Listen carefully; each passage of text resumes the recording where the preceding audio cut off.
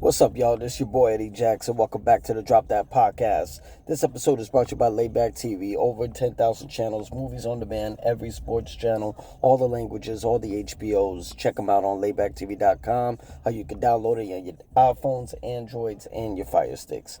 Now, let's get into wrestling talk, right? Because look what just happened this past weekend. We had Night of Champions live from the Kingdom Arena in Riyadh, Saudi Arabia. Same location that held the Royal Rumble. Different venue, but same city. And it's going to be the same city for WrestleMania 43 next year. Can you believe that shit? Within a year plus, we are going to be live in Riyadh 3 fucking times. It was a success at the Royal Rumble. Night of Champions, it was a success, and I'm assuming already WrestleMania 43 is definitely going to be a success. So let's go with the matches. All right, we rated the matches. We awarded best entrances, best ring gear, the MVPs of the night, and the match of the night, the one that took the whole night. All right, so they opened the match with Obafemi versus Jey Uso. Okay, I rated that match a 4.5. It was very entertaining. Jey actually held his own a lot more than what I expected. I was picking Jey to win because I saw more of a storyline if Jey was to win. You know what I'm saying? It could get conflicting going into SummerSlam. You know what I'm saying? We got one Saturday night main event before we get there. But it made sense for Jey to win. But apparently that was not in the cards. Obafemi got the dub and is the new 2026 King of the Ring. Rated that match a 4.5. So shout out to them.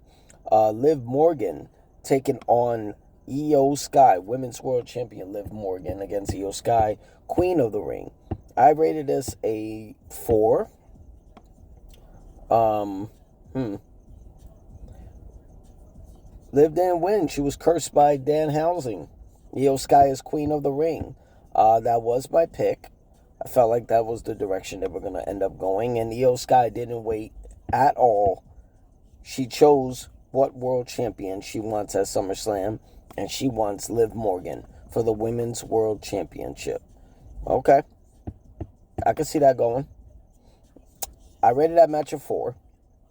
A little off, but we had Seth freaking Rollins versus Braun Breaker. I rated that match straight off the bat 5 fucking stars. Bravo to Braun and Seth. It was a fucking entertaining match from the entrances, the beginning of the match, during the match, end of the match. Great finish. I mean, I thought they were gonna do a finish as when Seth went for the pedigree and the curb stomp, but apparently no, they want to give him a fucking super curb stomp, and it was executed perfect. That was actually great communication. Braun and Seth have great chemistry, I gotta admit. I love this match better than the one on Raw and Backlash. This was the match. This match was fire, especially the stare down, sitting in the chairs. I loved it. It was fucking fire. I rated that match a 5. Ricky Saints challenging Trick Williams for the U.S. Championship. I don't know what it is. There's another PLE with a superstar like Trick Williams in the U.S. Championship picture. And, I don't know. Something's off because these matches are just not operating correctly. And I'm not saying that they're with terrible talent. I think with Sammy, it was a little off because the babyface was the heel and the heel was the babyface. It didn't even mesh well at Backlash. With Ricky Saints is incredible in the ring. I'm not shitting on that. It just didn't seem. I'm gonna put this on the producers, whoever produced this match. This match was just not it. I rated it a 3.5. It was even a terrible finish. But shout out to Trick Williams. He got the dub. Seth got the dub on the last match, if I didn't say that. We had Tiffany Stratton defending the U.S. Championship against Jade Cargill in another feud between them. Because if you don't remember last year, Jade Cargill had a feud with Tiffany Stratton. Jade won the Queen of the Ring, chose Tiffany, who was the women's champion. Terrible matches. And now they're at it again, this time for the U.S. title. I actually thought this match was a lot better, and Jade is actually getting a lot better in the ring. I gotta say that. She's getting a lot better in the ring. And I rated this a match of 4. Look like we're going to get officially Jade versus Charlotte at SummerSlam. I wouldn't be surprised. And the main event was the American Nightmare Cody Rhodes defending the WWE Championship against Gunther and Sami Zayn. I rated this match a 4.5. Sami has done it. This motherfucker has done it. He's finally a world champion. He was my pick. I felt like this is what they were going to do. It was perfect. Riyadh are his people, and he did it. He did it in a way I didn't think he was going to do. He actually pinned Cody and became WWE champion. I wonder where this goes for Cody. How long is he going to be in the WWE championship picture? What direction do they go? Is he going to be a babyface? I don't know. It's going to be interesting.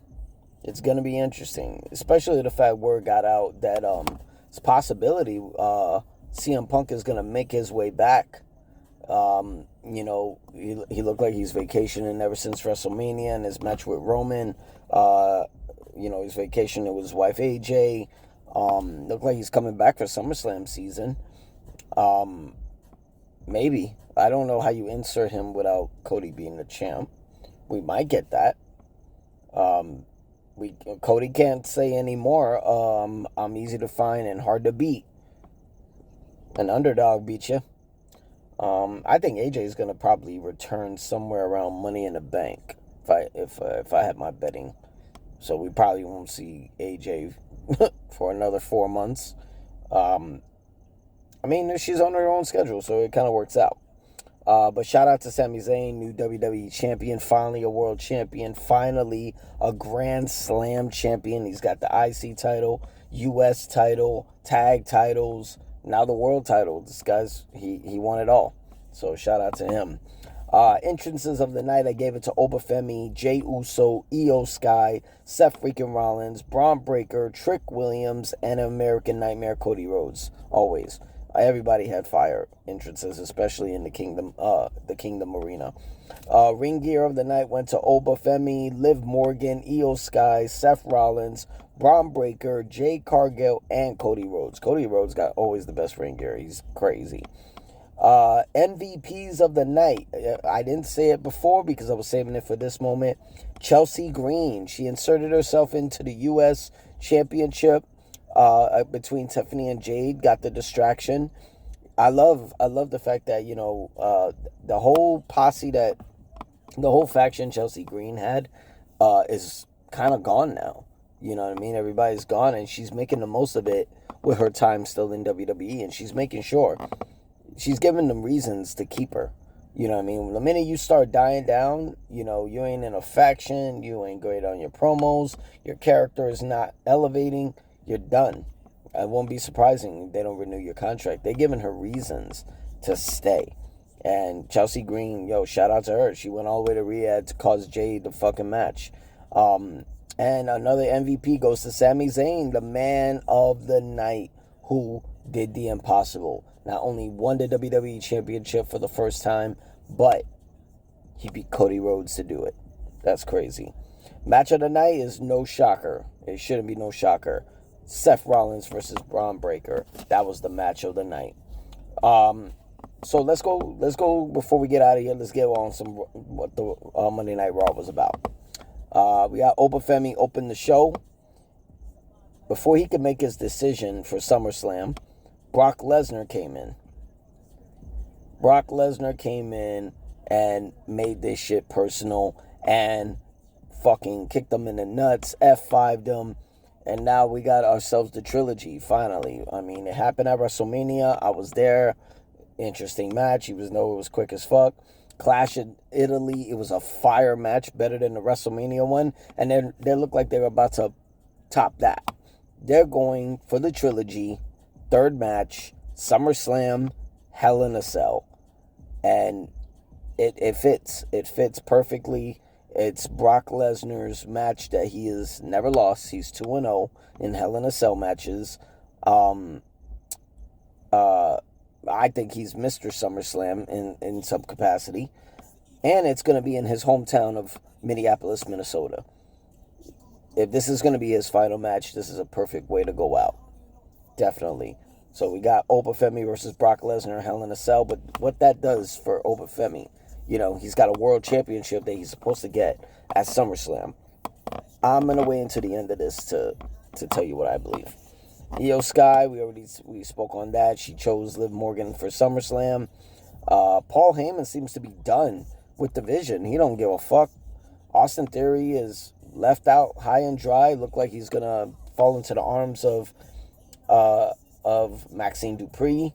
Logan Paul's injured. Bronson Reed still not recovered. Braun Breaker looked like he's healing up. Yeah. He's going for his one last meal ticket with Brock Lesnar, and he doesn't give a fuck. I guess he's giving the Vision a chance to redeem themselves, to give them a vision of why should I continue this bullshit relationship with you guys. You guys can't even stay healed. Solo Sikoa, he said it on SmackDown this past Friday that he hates the bloodline and wants to join LA Knight against them. He already spiked Jimmy Uso twice in 2 weeks. It's going to be interesting. What is Solo's MO? I want to know. That's going to be interesting. What's his MO? Why is he doing this? Especially with LA Knight. And is LA Knight going to trust him? I don't know. It's bad history.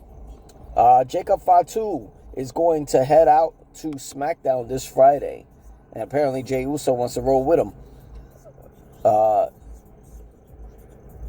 To settle this whole Solo Sikoa thing. See what's going on with him. I want to see. SmackDown looking good. And then the end of the night, Roman Reigns was interrupted by Seth Rollins. Since Oba didn't make his decision, Seth shot his shot, and he's going after Roman for SummerSlam World Championship. Some people think it's probably, this is meant for WrestleMania. I agree. They tried. They looked like it was supposed to be for WrestleMania 42, and it didn't happen. It didn't happen. So, why wait? Why wait another almost 11 months, whatever the fuck it is? Do it now. You need it in a stadium. That's for damn sure. You need it in a stadium, and might as well do it at SummerSlam. And Roman accepted. He needs him. He needs to beat him. Seth made his case. It's like, every time, bro, your 4-year reign, you couldn't beat me out of everybody.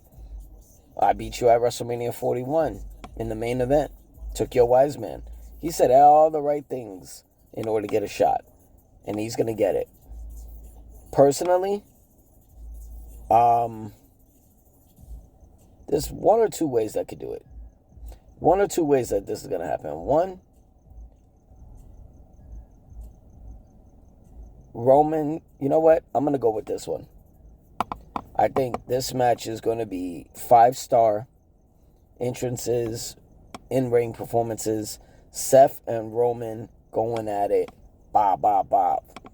The whole works.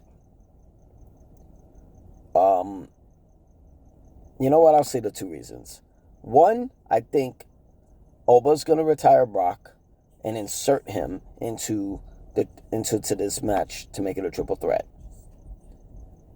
Or Roman's going to do the impossible and finally beat Seth Rollins. 1, 2, 3. And as he beats him, Adam Pearce is probably going to come out and say, this match is not over. This King of the Ring is inserting himself to get the shot now. Obafemi ends the night as world champion. I think that's what they're going to do. But I could be wrong. But this your boy Eddie Jackson. So drop that podcast. Make sure y'all hit that sub button, hit them likes, hit them comments. Let me know what y'all thought of Night of Champions. Did you get a funny feeling that, there's some real deep fucking storylines that's actually going to be coming about? And what's your take? How you think Roman and Seth going to go? I'll read the comments to see what happens. I'm your boy Eddie Jax. Y'all be easy, all right? Peace.